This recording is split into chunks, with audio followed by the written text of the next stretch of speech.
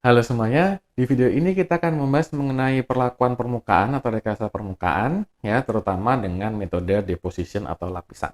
Ya. Mari kita lihat seperti apa proses ini. Jadi rekayasa permukaan adalah suatu proses di mana kita memodifikasi atau merekayasa permukaan dari suatu material yang kita miliki, ya, sehingga permukaan tersebut memiliki sifat atau karakteristik yang dibutuhkan atau diinginkan. Ya. Ada dua metode, ya, yang pertama adalah surface modification, ya.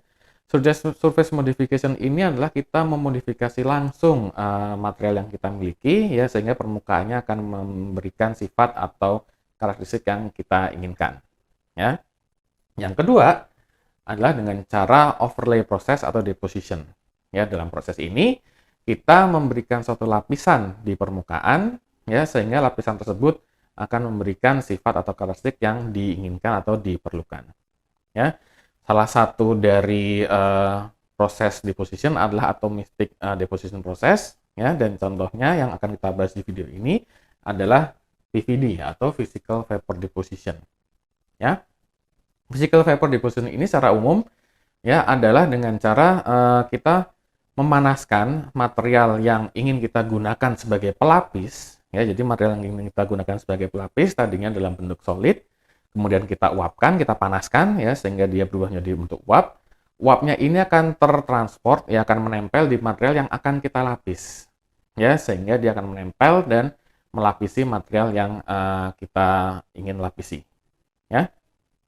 PVD bisa untuk mendepositkan thin film, ya, lapisan yang tipis, ya, dengan ketebalan dari beberapa nano sampai sekitar micron, ya. PVD juga bisa digunakan untuk membentuk suatu multi-layer coating, ya, graded composition, ya, kemudian thick deposit apabila diperlukan, ya.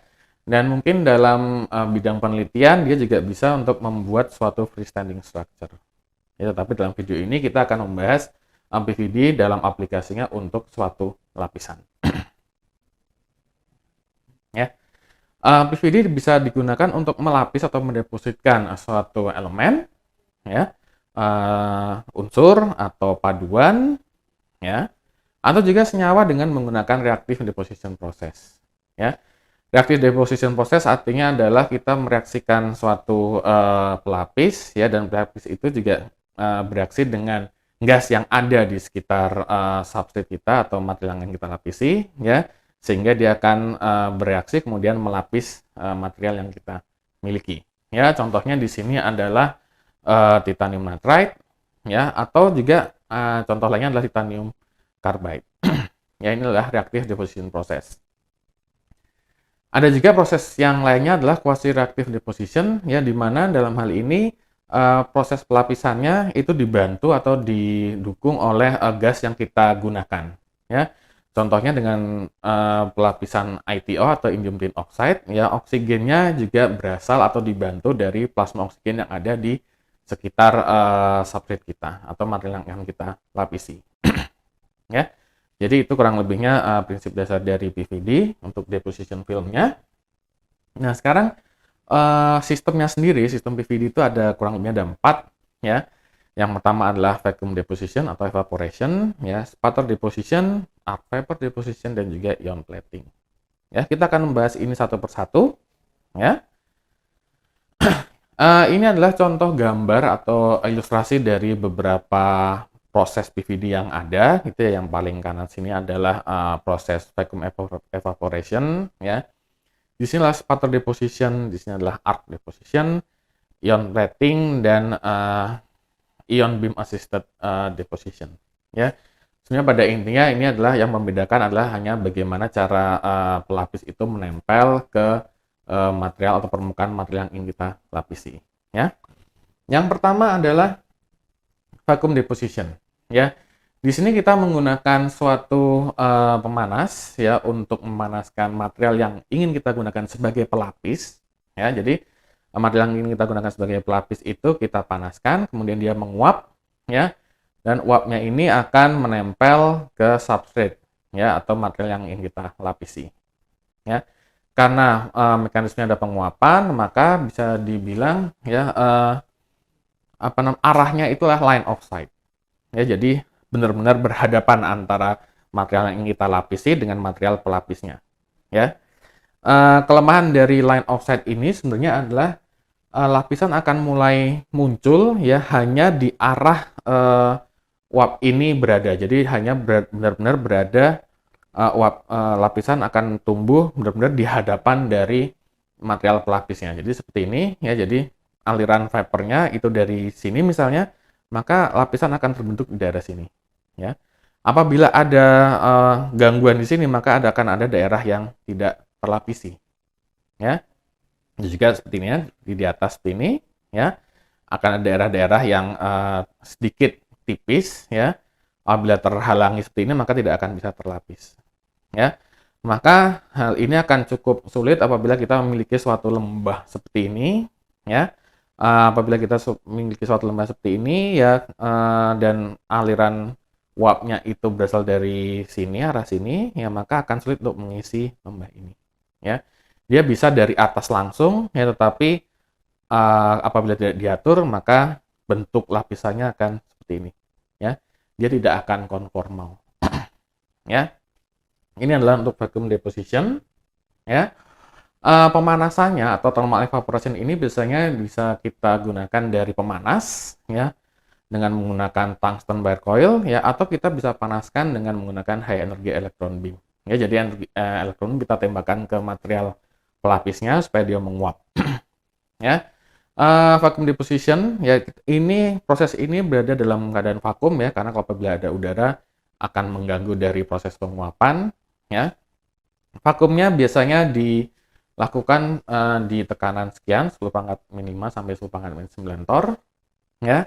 Vacuum deposition ini bisa digunakan untuk melapis optical coating, mirror coating dan lain sebagainya. Ya. Ini untuk vacuum deposition. Berikutnya adalah sputter deposition. Ya, sputter deposition ini kita menggunakan sputtering. Ya, sputtering ini dia bukan bentuk evaporation karena adanya thermal. Ya, jadi prinsipnya adalah kita memiliki target. Ya, target ini adalah material yang kita gunakan sebagai pelapis. Ya, substrate adalah material kita yang ingin kita lapisi. Ya. Jadi target ini kita bombardir dengan ion, ya, ion yang berasal dari plasma, ya, karena dari target ini kita bombardir dengan ion, ya, maka akan ada atom-atom yang terlepas dari target ini, ya. Nah, atom-atom yang terlepas dari target ini akan terlempar keluar dan dia akan menempel di substrate, ya. Jadi di sini karena dia ada energi kinetiknya, maka biasanya daya adhesifnya atau penempelannya jauh lebih kuat dibanding thermal evaporation, ya. Jadi saya ulang kembali, target dibombardir atau ditembakkan dengan ion-ion yang berasal dari plasma, ya. Karena ada ion yang menabrak di target, maka akan ada atom-atom yang terlempar dari target, ya. Dan atom yang terlempar dari target ini akan melapis substrate ya, atau material yang ingin kita lapisi. Ya, sputtering source-nya atau targetnya bisa berupa elemen, ya, unsur atau paduan atau campuran, ya. Contohnya TiN atau zirconium ya bisa kita gunakan sebagai target ya. Kemudian sputter deposition bisa digunakan untuk semikonduktor, kemudian film dan lain sebagainya. Ya. Kemudian yang berikutnya adalah arc vapor deposition. Ya, di sini menggunakan busur ya. Jadi kita memiliki suatu elektroda ya. Jadi contohnya di sini adalah sumbernya, targetnya sebagai katoda ya, karena ada perbedaan potensial maka dia akan mengeluarkan ion ya, akan ion. Kemudian atom-atomnya ini akan terlepas ya, karena ada perbedaan potensial maka atom-atom yang berasal dari targetnya akan juga menempel ke substrate kita ya. Karena ada perbedaan potensial antara ion yang dilepaskan dengan beda potensial atau potensial yang dimiliki oleh si substrate ya, maka atomnya bisa menempel dengan lebih kuat di permukaan substrate kita ya.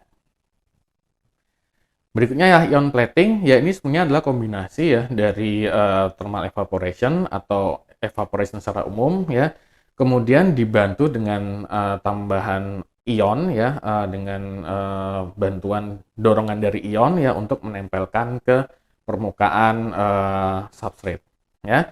Jadi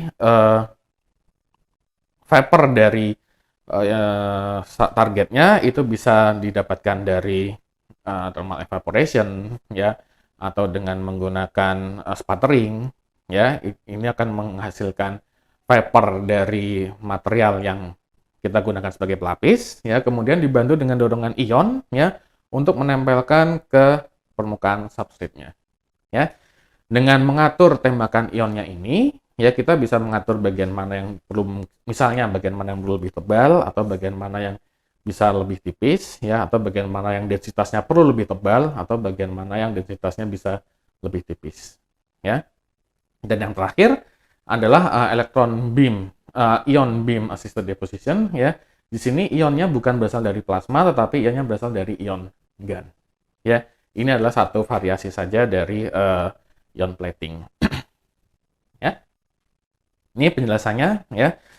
Jadi ion platingnya itu dibantu dengan ion-ion yang berasal dari plasma atau ion GaN ya, untuk membantu menempelkan atom-atom dari vapornya ke permukaan substrate atau material yang ingin kita lapisi.